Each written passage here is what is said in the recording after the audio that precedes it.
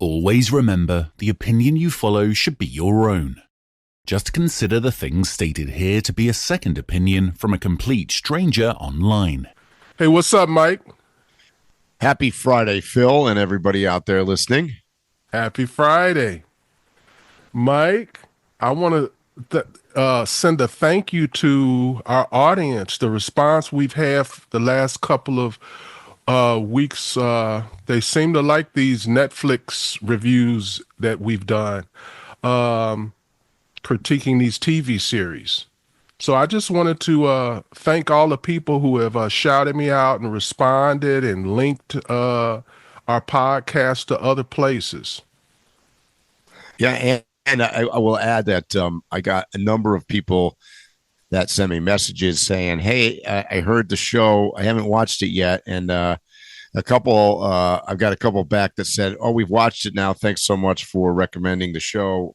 Really enjoyed it. So that was good to hear. Yeah, and I've had quite a few people give me their opinions and their insights. You know, the more people you talk to, the more you'd be like, oh, I didn't even think about that. Right. That's true. You know, it's also making me think about storytelling, AI, what else? Storytelling, AI, mobile devices, social media, all of those. Mm-hmm. They've kind of reached a synergy point where they're all intertwined now, and storytelling in the last couple of years has really changed a lot. And I'm wondering where it's headed. You know, and I don't just mean film. I mean film, documentary, the way news, podcast, everything is kind of just like intertwined now. I think many of us automatically now, even if we're not using it for a final draft or something, I think many of us are using AI to write stuff for us.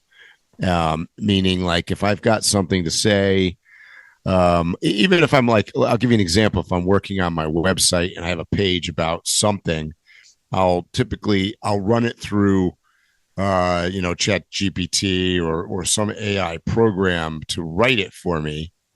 And then I'll look at it and I'll make changes and whatever. So, I'll customize it. But very often, I think today, many people are using outside sources to do a lot of their, I don't want to say they're using it totally to just write things, but I'll give you another example. Like I've got a trip coming up in the spring that we're doing a vintage vehicle tour, which can be talked about here on the podcast. But I'm doing a vintage vehicle trip expedition immediately after Expo West, and I asked all the participants involved in the trip to write a brief bio, because we were being asked by various different outlets, including Overland Expo, for bios on the participants. And I got to tell you, Phil, almost everybody said, "Oh yeah, I ran it through. I ran my bio through AI or ChatGPT or one of them." And it's so I was actually a little bit surprised at how many people are using those kinds of things to write stuff. So it's just one example that I noticed recently. And it isn't like none of us can write our own bio, right? But I think now, culture, society, we've now been trained similar to 20 years ago, we learned how to use a cell phone, and that's what we're going to do now. Everything's on our phone. Now, I think we all second guess ourselves and want somebody to, I don't know, it's almost like proofreading backwards. You know what I mean? Like, I like that. Yeah, that's what it is. It's like proofreading backwards. Yeah. So instead of me writing something and sending it to you and go, hey, Phil, read this for me, we do it the other way around. We go, okay, write something, and then I'm going to proofread it what the computer wrote for me. But anyways, I think I didn't realize it. And by the way, most of the participants in this trip that were writing these things are of all different ages. So this isn't like a generational thing. I think that this is caught on with just about every age group out there. They're finally implementing it across different devices in a way where a larger group of people can use it. Yeah. Yeah. I'm starting to dabble in it, and the reason why I'm saying dabble is I'm one of those people, I always prefer the old school method. I spent so much time learning how to write a bio. Yeah. You Exactly. know, How to put what your key sentence in the beginning and how many paragraphs involved. And look, came from the, pencil and paper kind of society, right? Where I was just going to write it on a notebook. And well, I had a younger person point out to me, it was like, oh yeah, you can tell you're old by the way you write. And I was like, what you mean? And he was like, all of those commas that you use. yeah, They were in the right place, but they don't use commas anymore. That's right. That's right. Mike, I have always been a big boxing fan. Yep. So I'm compelled to take this moment and say, rest in peace, pugilist, entrepreneur, philanthropist, and champion George Foreman. I grew up a Muhammad Ali fan, so my introduction to George was him playing the villain in one of Ali's most historic sports moments, the Rumble in the Jungle, back in 1974. And then I remember him disappearing shortly after that, and it seemed like that was all she wrote for Foreman. When he got into the George Foreman grill business, he was a friendly giant who I was happy to see overcome the usual story most athletes have and being successful. I was a big fan of him for that. I had his products. So when he returned to boxing after 10 years away from the ring in 87 at age 38, I thought it was a stunt, but I cheered him on because I was a fan. And when Foreman regained the title, he had lost to Muhammad Ali 2 decades before. Again, I was excited for him. And I just want to officially say on the podcast, George Foreman, rest in peace. Yeah, it's interesting. I didn't go back as far because I don't think I followed boxing back then. But my first introduction, I think, was George Foreman's grill. And I'm like, what one of us did not own that thing? Like, seriously. And he was such a successful business guy, on top of obviously being a successful athlete. And I think you and I talk about this a lot. He's one of those guys that had a ton of charisma. Like he just was a really interesting guy, and super likable. So, sad news this week for sure. Well, like I said, my first moment with him was the Rumble in the Jungle. I was a kid, and it sticks out as a big moment to me in a bunch of ways. There's certain things that happen when you're growing up and you realize who your father is or who he isn't by what's going on. My father was able to take me downtown to the Chicago Theater in the middle of the night to watch the Rumble in the Jungle on closed circuit TV.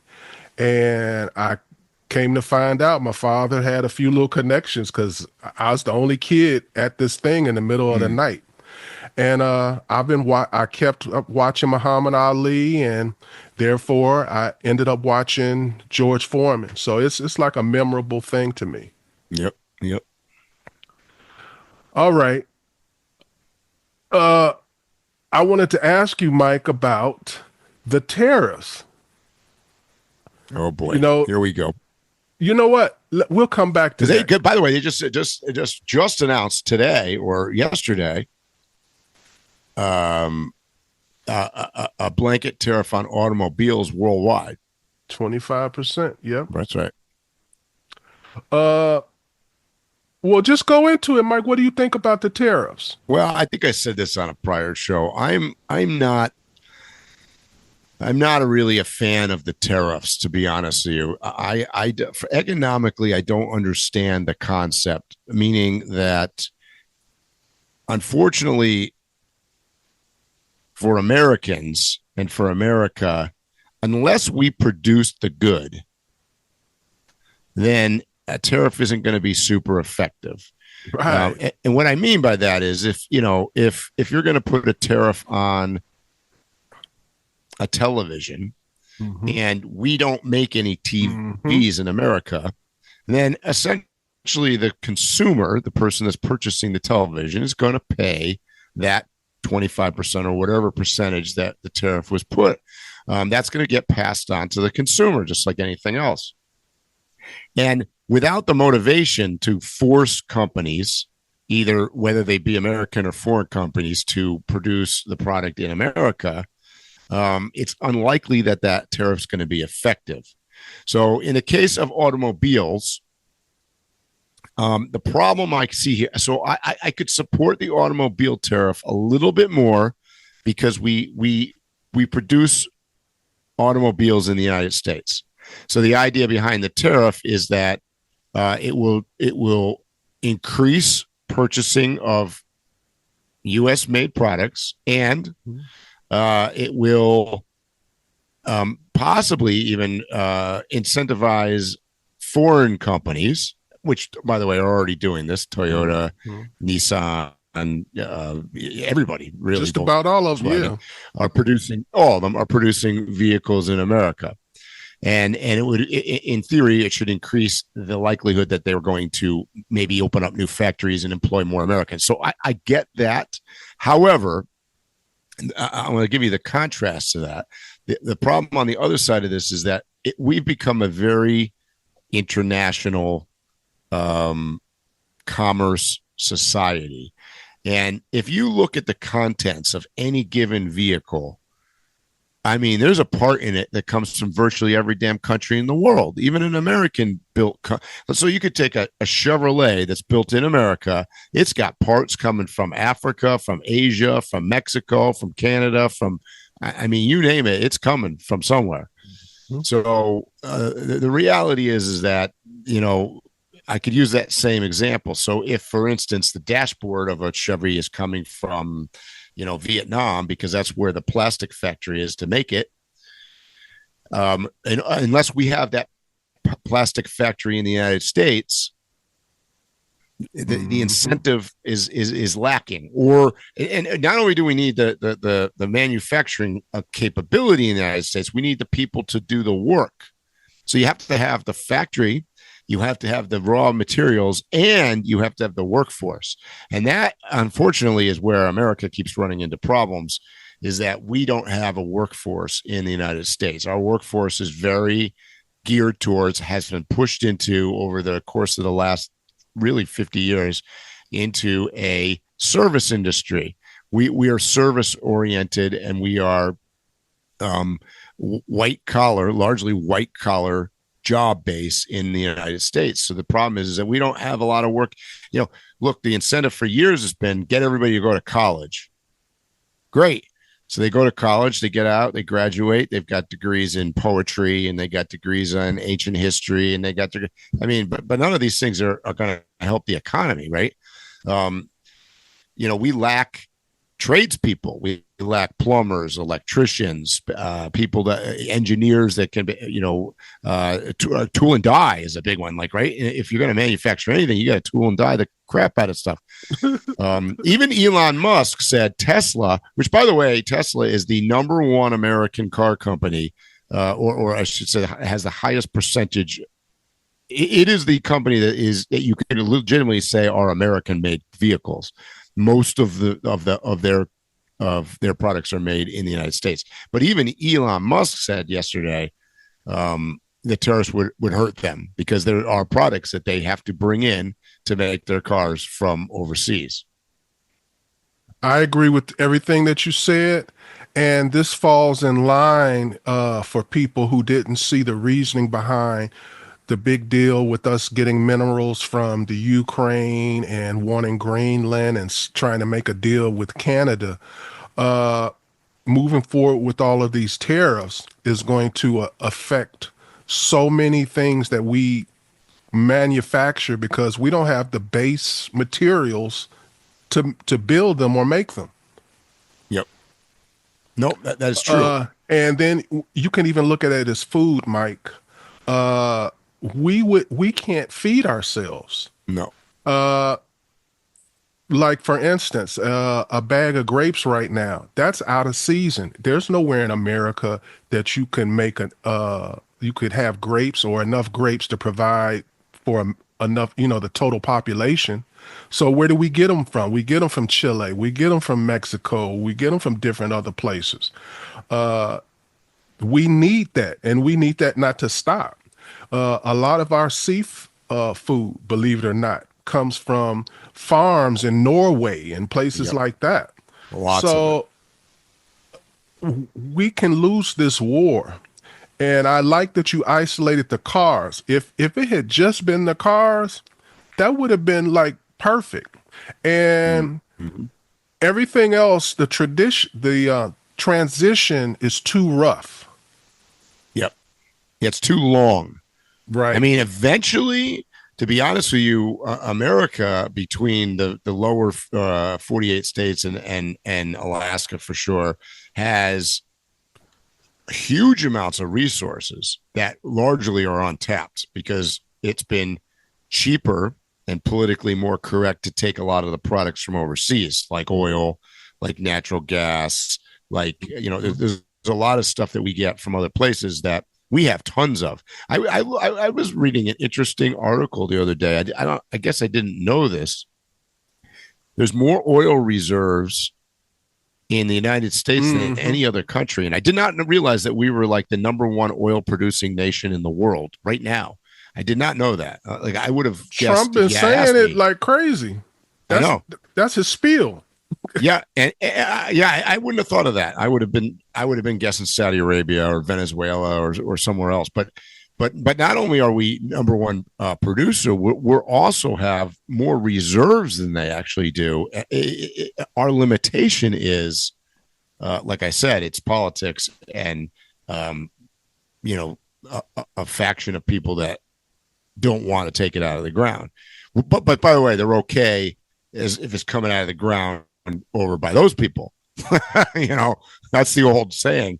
It's we don't want to pollute it. As long as it's not in our neighborhood, we're okay with that. Mike, I want to stick to the tariffs, but I want to look at it from another angle, and you tell me what you think. Okay, since a few months before Trump became president, I have been purchasing things and doubling up on things that like for instance, I bought a drone. I've bought extra drone batteries, things that I have bought that are electronics from China. I've bought 2 of them. Yep. Because potentially, let's say for instance, a DJI drone. Potentially there may not be any support for your drone. So if you don't have another one, you're going to just be shit out of luck. Yeah. The other thing is like, TikTok, potentially TikTok was going to go away, and we saw what they were going to do with the app. A lot of these electronics that are from China run off of apps. Yeah. So I have 2 questions for you. Have you been doing anything proactively as far as the products you purchase? Do you think other people are doing what I'm doing? And secondly, the app-based things that we use from China, do you think if there's some kind of sanctioning and we get rid of them or whatever, will there be third parties here in America that create apps, or will we just have a bunch of bricked electronics? Well, to answer your first question, was that a clear question?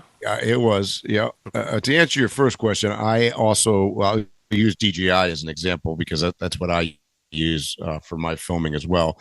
I actually have duplicative drone scenarios going on here like you do. I actually have 3 DJI drones, and so I have some backup. And like you said, for all practical purposes, the DJI setup works on apps. The drone doesn't work unless you update your software in your app. It won't fly. It won't take off.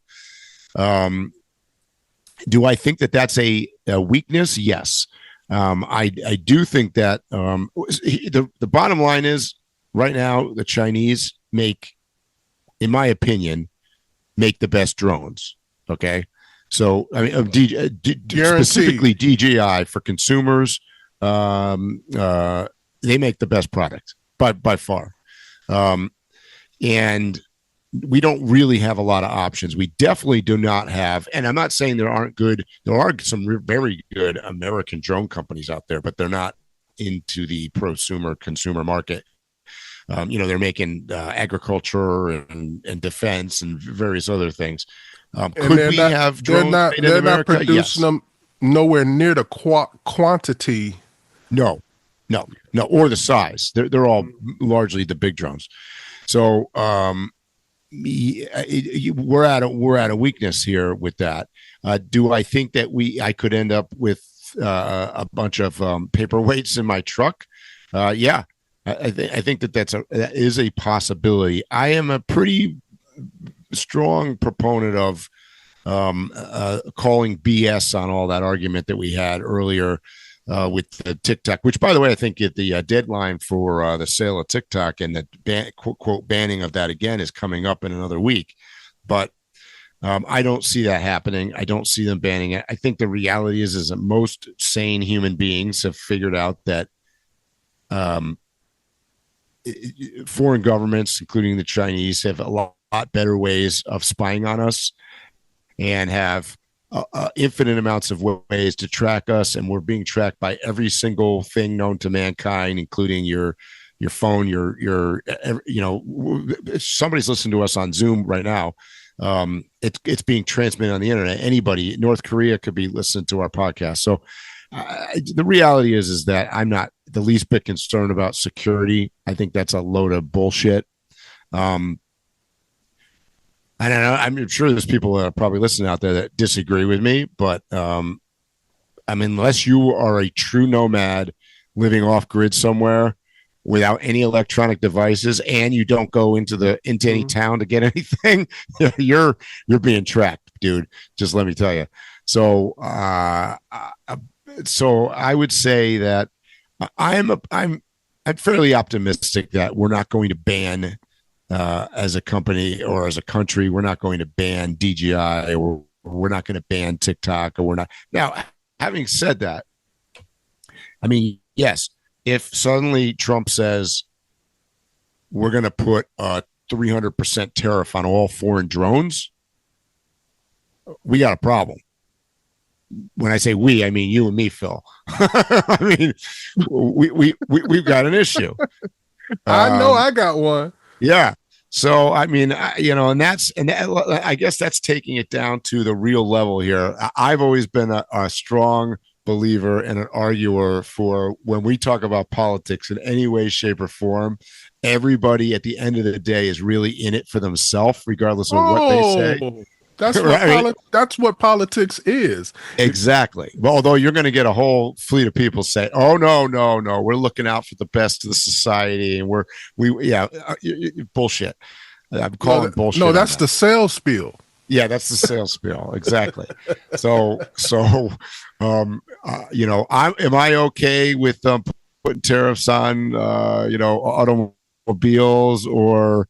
I don't know, like shit that I don't need. Yeah, I probably am less concerned about it. But if you telling me you're going to put it on drones or my iPhone or, then all of a sudden, I wake up and go, ho, wait a minute here.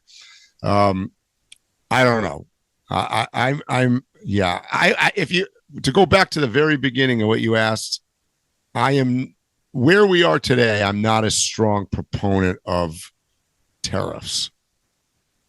Oh, I'm not either, because I'm the one that's going to be affected. It's that simple. It's that simple.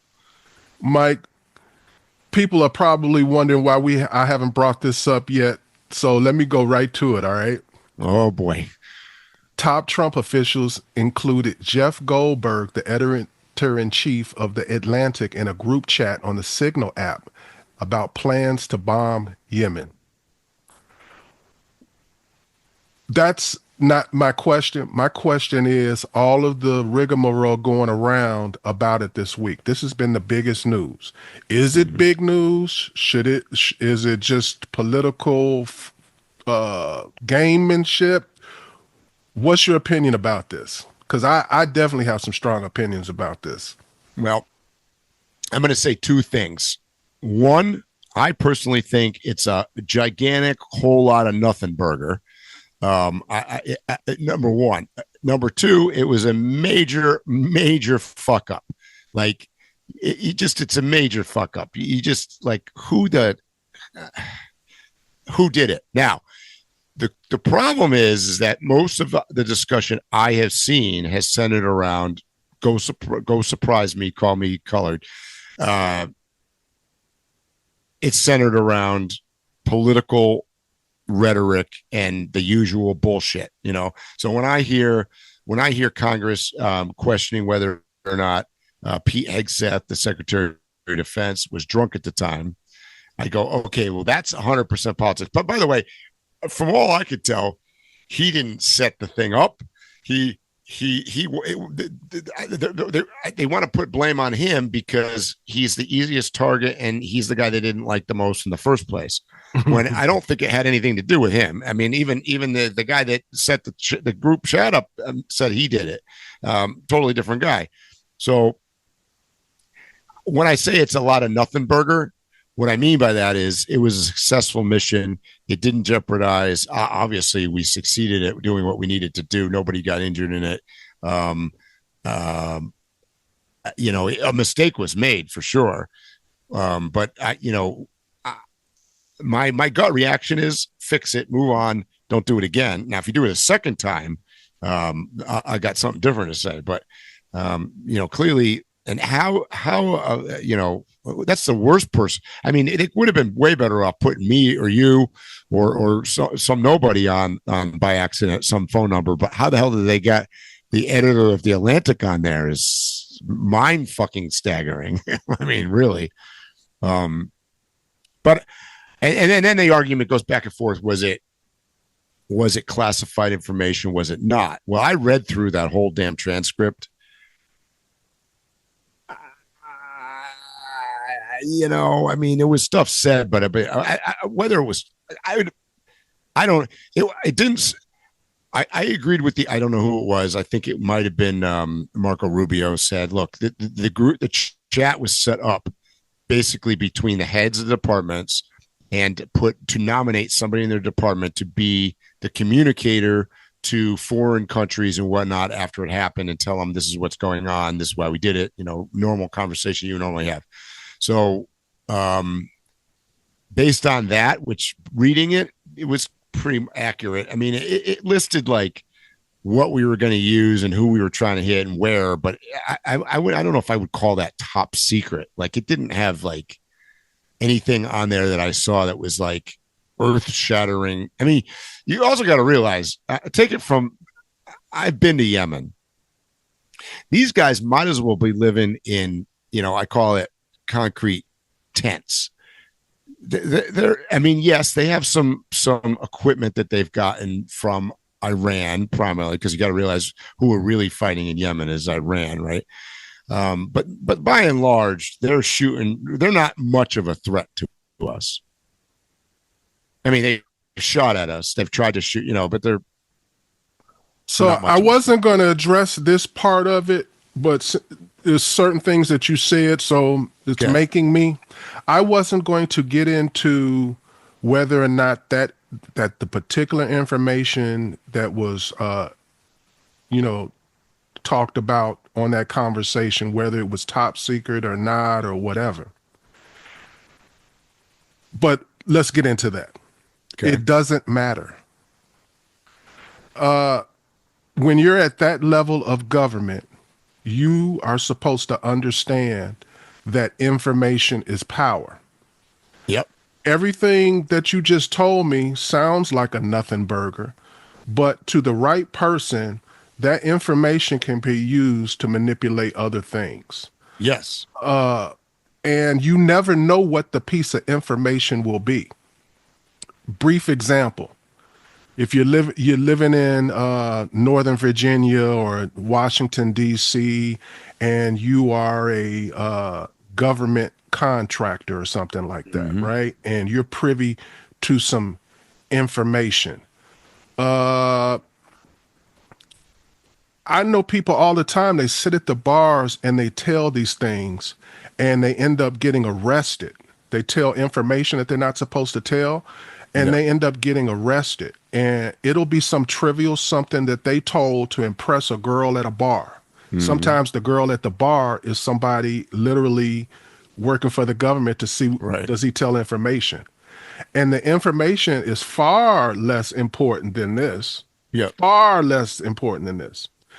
And the reason why is because it may seem like your little job and you saying that you have a store and it has this stuff in it may not be important, but I know logistics now. I know where the stuff is being stored or whatever. You can never know what information is the thing. Or I'll give you another example. I may sit down and talk to you. I'm sitting at a bar with you and you're a person of importance. You're a Secret Service agent. And then you tell me, oh yeah, I shoot ball at such and such health club in Northern Virginia. That may not seem like a big deal. Yeah, it could be. I know now to send an agent to join that place because that's where you guys go and shoot ball at. I'm a shoot ball and somebody's going to casually mention something to me. So I don't agree with the trying to minimize the information. Oh no, it was a major screw up. The question is, there's been a lot of discussion as to, is it because of carelessness? Is it because the app isn't what should be being used? Is it because there's a lot of questioning. I'm not. Well, that's what I was. I have not heard much focused on.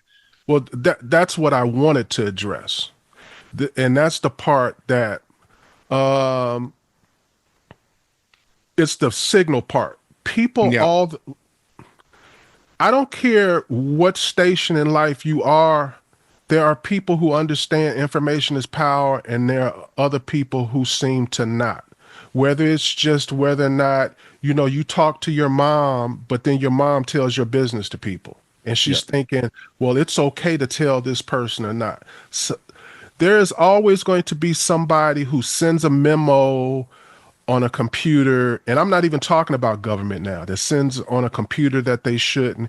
There's always going to be somebody who, after the company has said, don't use this computer for anything but business, and then they're surfing porn or they're on Amazon.com. So that behavior is just a natural behavior that a lot of people have, and it has nothing to do with your job. So my issue is that you're supposed to be above the fray to hold these positions. By you holding this position, by you getting it because you were approved by Congress, it's supposed to be saying, I'm better than you. I'm a little bit better than you. I'm a little bit more accountable than you. I'm a little bit more responsible than you. Them using Signal and brushing it off as something small in any kind of way is making it like they're just a regular person. And I feel like they're a regular person, but you get my point. They're supposed to not be a regular person. So I don't give them any out on this. And then the other thing is, everybody's trying to minimize the story, and I could rattle off a list of things where the Republicans attacked with good cause on the Democrats about their misuse of information and classifications and things like that. Up until this happened, they were still talking about cleaning the swamp and getting rid of Hillary Clinton because of having a server in her basement. And her server didn't have nothing about no war in Yemen. So let me ask you this question, Phil. Who's to blame? And what do you think actually happened? Like how did it happen? I just told you what happened. There are some people who really understand information is power. And no matter what job they have, it's going to be demonstrated. And then there are other people who don't really understand the power of information, and they trick off. They take shortcuts. So what it sounds like to me is the what's the guy's name? Walsh. He didn't think it was a big deal. Yeah, and it also sounds like it was his, and so to such an extent that he had a junior staffer set this up for him. I don't think he actually put them on the list. And it's what it sounds like is his staffer set up the group chat, and nobody. I mean, the first point of contact that should have checked it was him. Nobody checked to see, okay, there's 12 guys on here. These are the confirmed 12 people. Nobody did any of that. I agree with all of that. But here's the thing. He should not be doing any, it's like an actual rule and regulation that they have. He had no business having an interaction at all on that app. Well, so that's debatable though, because it's not debatable. It's the rule. Well, okay, but this wasn't new. This isn't. He didn't invent the app. He's not supposed to be on an app. Well, that's not what they said. I'm not going by what he said. I'm saying what is the rules and regulations of working in the White House. It don't matter who's in or who's out. That's the rule. But according to Google this. What I read was that app was approved during the Biden administration, and they've been using that app for the last 7 years. They're wrong. Who's wrong? Whoever you just said for 7 years, the Biden administration. You're saying they shouldn't have used it, or they didn't? They should not have been using the app. Yeah, you and I are on the same page. I agree. They should not. I mean, let's put it this way. Our U.S. government has some bright minds in it. I mean, for you to tell me that that the government can't come up with its own secure platform or communication mechanism, they do, and that's my point. So why would you have to use an outsourced? Look, for those of you, by the way, that don't know what Signal is, Signal essentially is an encrypted WhatsApp, right? I mean, that's what it is. It's WhatsApp, but it's encrypted. Supposedly to a higher standard. Now, WhatsApp is encrypted as well, as is Facebook Messenger or any of the other ones. They're all encrypted. Supposedly, Signal is better encrypted, and it's similar to, say, Snapchat or something where you can set vanishing times, which also goes, from what I've read, goes against government policy altogether. Bro. If you really think the shit vanished, do something wrong. Do something wrong, and the government will go right and pull that stuff right up. Exactly. I keep telling you, bro. I used to work for MCI. Yeah. A lot of people don't even understand that this is really all BS. This is really all BS, because like we're talking about like consumer apps and the government.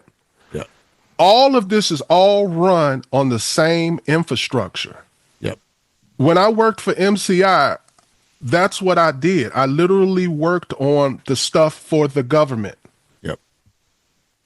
And it all ran on the same stuff. Same infrastructure. It was literally just some keystrokes difference or an account. You're just a different account.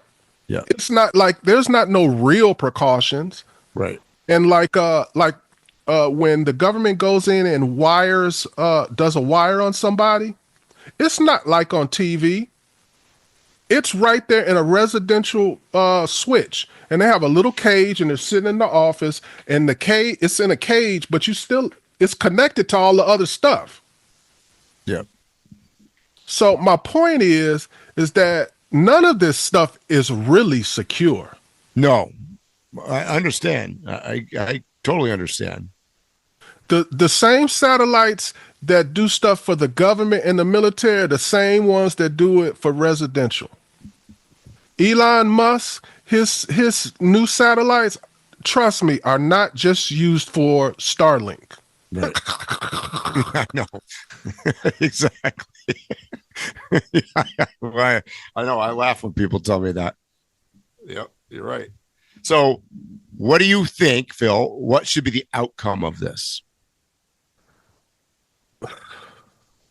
See, that's hard for me, Mike, because I have to pretend like I believe in the system. So, but if I'm believing in the system, what needs to happen is somebody needs to boldly state that we made a mistake. Sorry, won't happen again. Move on. Yeah, and Trumpers and MAGA people and Fox and everything, they'll soundbite the hell out of that, and it'll be it'll be like, see, when something happens with us, we own up to it and we move on. It'll be one of those. And I think largely that's already happened. I think that was done last night. But they did it wrong because they keep trying to dismiss. They're not saying that they did something as grievous as they did. Yeah, they're trying to be like, yeah, y'all kind of caught us. We took a pen home from work. They're trying to make it like that. Yeah, we took a pen home from work, but is that really stealing? Right. No. Right. You're like, we stole the pen. We knew it wasn't ours. My bad. Yep. They're not doing that. No. But on the other side, the politics on the other side have been ridiculous, equally as ridiculous. And that's my point, is that it's just whoever's in office, but they all do. That was my whole point, is they all do it. Yeah. And I made the points about the people in the military and a person that's a contractor or whatever. This is a prevalent thing. It's if I were a spy, all I got to do is just move to Northern Virginia and just be sociable. And I can learn a whole bunch of stuff. People they love to brag about their job and give you a little tidbit about what's going on that you ain't supposed to know. Exactly. I keep mentioning the health club because I went to a health club where all the Secret Service guys played ball. And some of the ones that actually worked in the White House. And they loved like bragging that that's what they did. And they give you a little tidbit of something. And then I'd hear it 3 or 4 times and be like, oh, okay, that must be the truth. Yep. I'm not really supposed to tell you this, but just don't say anything. Yeah. Yeah. So that's the bigger issue, is that there's really no, and the quality of human being that are hired across the board, whether it be a Secret Service agent, people who run for office, has gotten so low that this is never going to get cured. It's going to get worse. Yeah. Yep. We have people like on the other side, like, you know who Jasmine Crockett is? Yep. Like, we got people like that now. We got people like Trump now. We have clowns. Yep. Agreed. Mike, time for the theoreticals. Oh. And our theoretical today is going to be a moral dilemma. You ready for this? I sure am. All right. You find out someone you know has been living in America illegally. And ICE comes to your neighborhood asking residents, do they know of anyone living here illegally? Would you report them? See, I'm the wrong guy to ask that. Because, and the reason I say I'm the wrong guy, being an international traveler for my whole life and being somebody that is a very strong proponent, and I teach this at Overland Expos, of obeying the law, no matter what country you're in, and you got to obey the law of that country. I think you and I have talked about this on a podcast a couple years ago when what's her name flew to Russia with some weed and she went to jail and everybody was like, "Oh my God, that's not right." Well, that's the law there, so that's the way it works.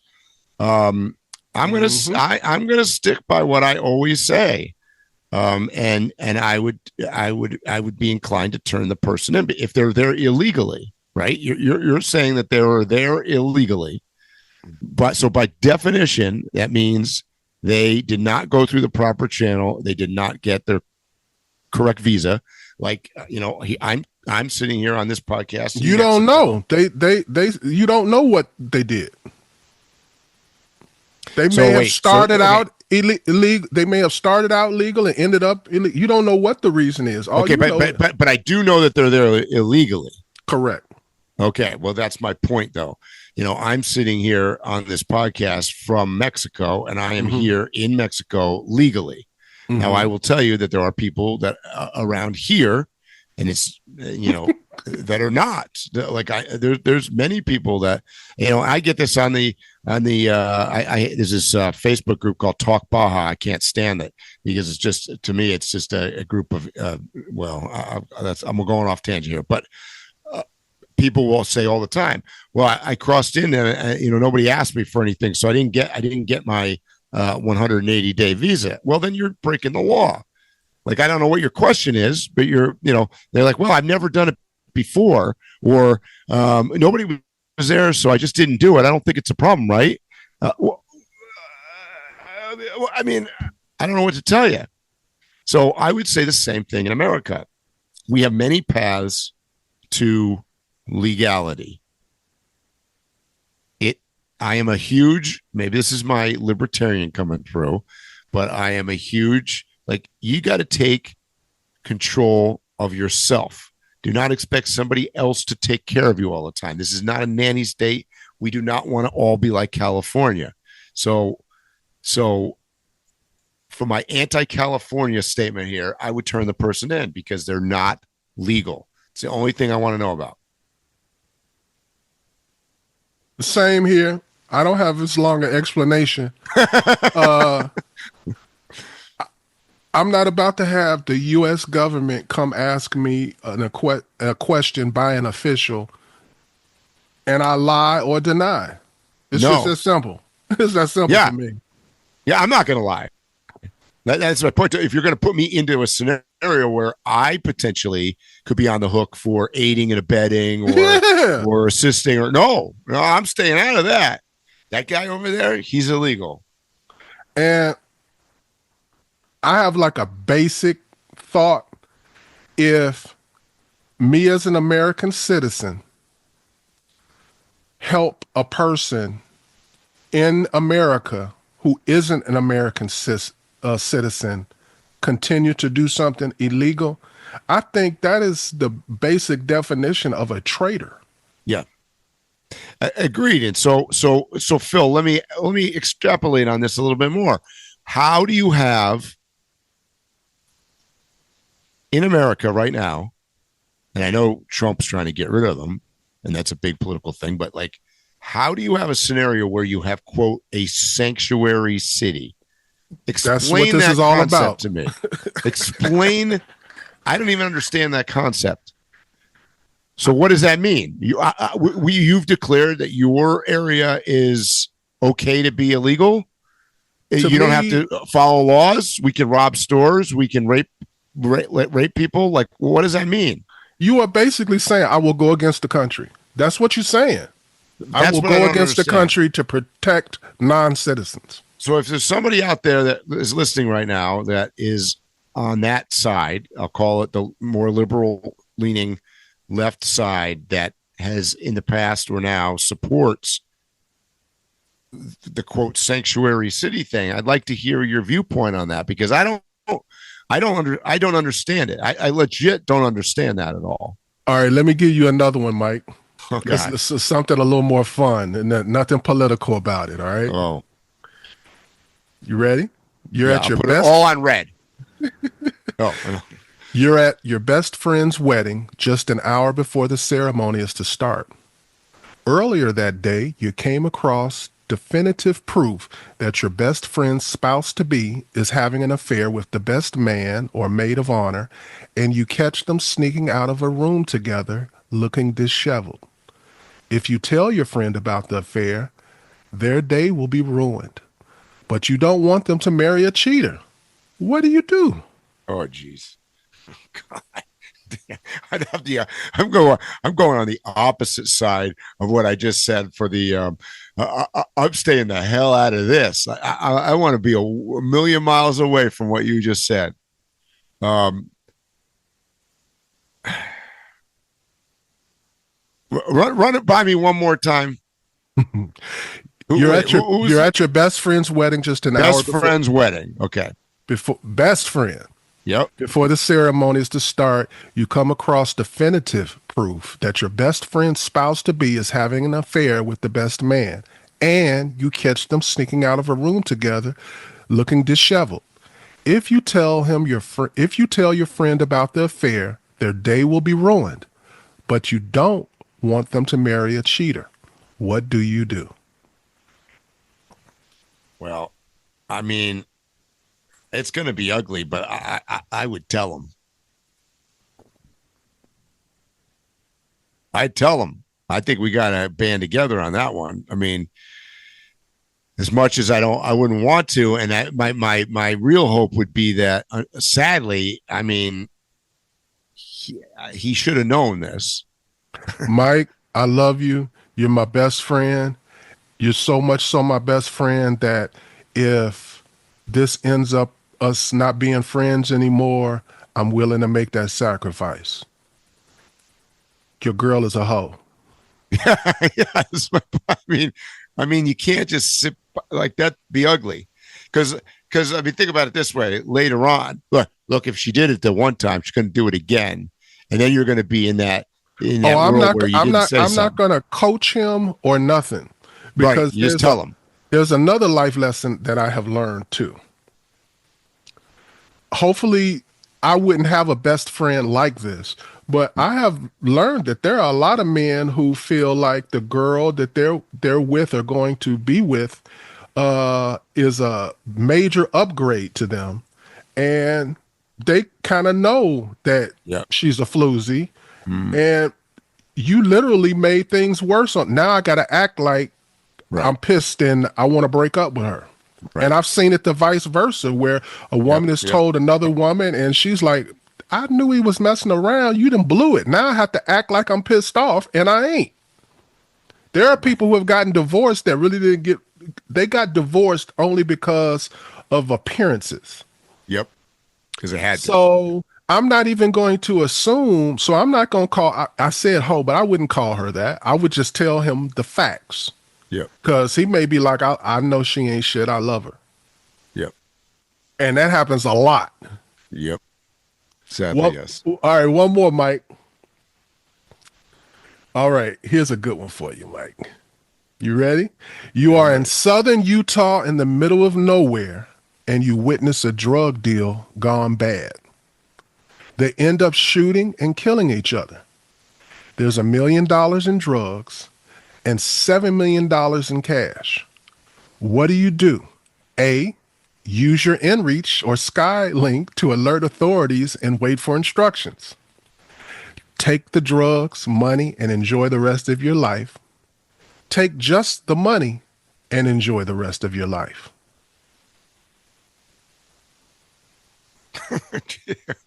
Phil, you're making it hard today.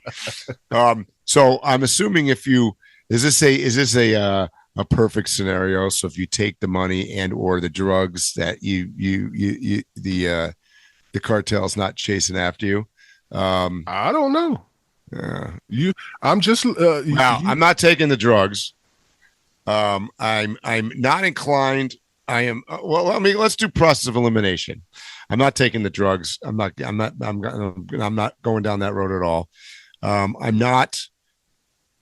I ain't being a snitch. I'm not calling the cops. This is a third party situation that's going on over there. I am not getting involved in that. Nope. I'm not doing that either.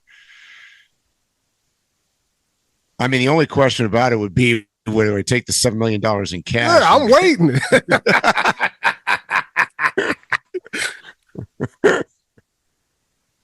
Yeah. I mean, if I thought I could get away with that, nobody's coming after me, I'm taking the $7 million in cash. And you're leaving the drugs? Yep. Okay. All right, that's a good answer. You want mine? Yeah. In the news today, 7 drug dealers were shot and killed and left $1 million in drugs. There would be no report of the $7 million. I would be gone. Yep. I'd be out of there with the $7 million. No question. Yep. I have often wondered, and I'm often amused when I hear stories about somebody, it was a bag of money in the street and I found it and I returned it and got $1,000 reward. Last one, Mike. You are an eyewitness to a crime. A man has robbed a bank, but instead of keeping the money for himself, he donates it to a poor orphanage that can now afford to feed, clothe, and care for its children. You know who committed the crime. If you go to the authorities with the information, there's a good chance the money will be returned to the bank, leaving a lot of kids in need. What do you do? I'm staying out of this one too. So you just go on with your life? Yes. Okay. That was too quick. So okay. All right. I'm in agreement with you, Mike. Yeah. I mean, sadly, maybe that's my libertarian coming through. The bank let themselves get robbed. All right, Mike, is there anything else you want to say?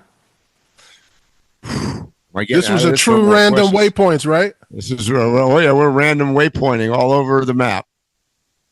For sure. No, I want everybody to enjoy their weekend, and we'll see you guys next week with, I'm sure, some other random waypoints. We might, God knows, we might be on a space shuttle to Mars.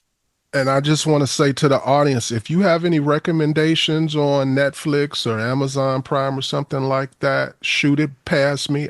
I'll run it past Mike. There's no guarantee because we have to be dedicated to actually watching the thing. So it's got to be socially relevant or damn good. But right now, I'm watching White Lotus, the season 3 of White Lotus right now. Just if anybody out there is listening and you're also watching that, I've been watching that. I'm on, I don't know what episode. I think I'm 1 week behind because it's actually live right now. So I'm assuming you recommended it. You on? So I watched season 1 and 2, and now it's season 3. Basically, if you guys are not familiar with White Lotus, it's like kind of a whodunit, sort of weird, dark comedy / whatever. You know, and each season takes place at a quote White Lotus hotel, totally different cast of characters every season. Usually there's one holdover character, which there is one in this episode, and she's actually from the first episode. I think the first one was in Hawaii, the second one was in Italy, and this one is in Thailand. And it's the reason, one of the reasons I like it is similarly to the reason that I liked the adolescent show. It's filmed in a very interesting way. The camera work on it is very interesting. I agree with that. That's what I was alluding to earlier, is that all around the technology in social media, movies, and all of that stuff, it's really taken a huge turn in the last couple of years. Yeah. All right, guys, you know what I'm going to say. Stay safe, tread lightly, and hopefully we'll see you here or on the trail soon. You have been listening to Waypoint Overland's Random Waypoints. Like, subscribe, and stay tuned for more.